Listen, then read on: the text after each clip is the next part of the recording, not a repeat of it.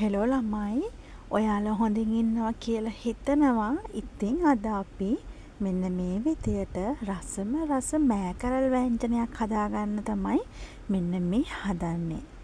ඉතින් මෙන්න මේ විදියට මුලින්ම අපි භාජනයකට තෙල් ටිකක් දාගෙන ඊට පස්සේ සුදු ලුණු ටිකක් දාලා පොඩ්ඩක් මේක තෙලේ වැදෙන්න දෙනවා. ඊට පස්සේ මම මේකට පොඩියට කපා ගනිපු රතු ලුණු ටිකක් තමයි මම අද පාවිච්චි කරන්නේ. ඊට පස්සේ මම ඒකටම කහ ටිකක්, තුන පහ ස්වල්පයක්, ඊට පස්සේ මිරිස් කුඩු ස්වල්පයක් දාලා මේක පොඩ්ඩක් මම තෙලේ ටෙම්පරාදු වෙන්න මෙන්න මේ විදියට හොඳට කවලම් කරගන්නවා. ඊට පස්සේ අපි පිරිසිදු කරගනිපු අපේ මෑකරල් ටික මෙන්න මේ ටෙම්පරාදුවට දාගන්නවා.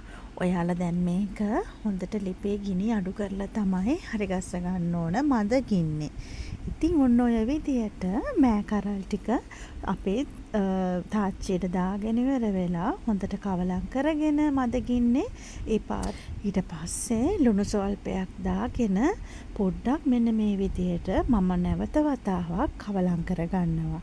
ඉතින් මද ගින්නේ මේක ලස්සනට මේ පාට මේ විදියටම තියාගන්න පුළුවන් විදියට මද ගින්නෙම තමයි මම මේක උයාගන්නේ. ඊට පස්සේ මම හොඳ පොල් කිරිමිටක් මෙන්න මේකට මම දාගන්නවා. ඔයාලා ප්‍රමාණය බලලා ඒ විදියට පොල් කිරිමිටක් දාගන්න.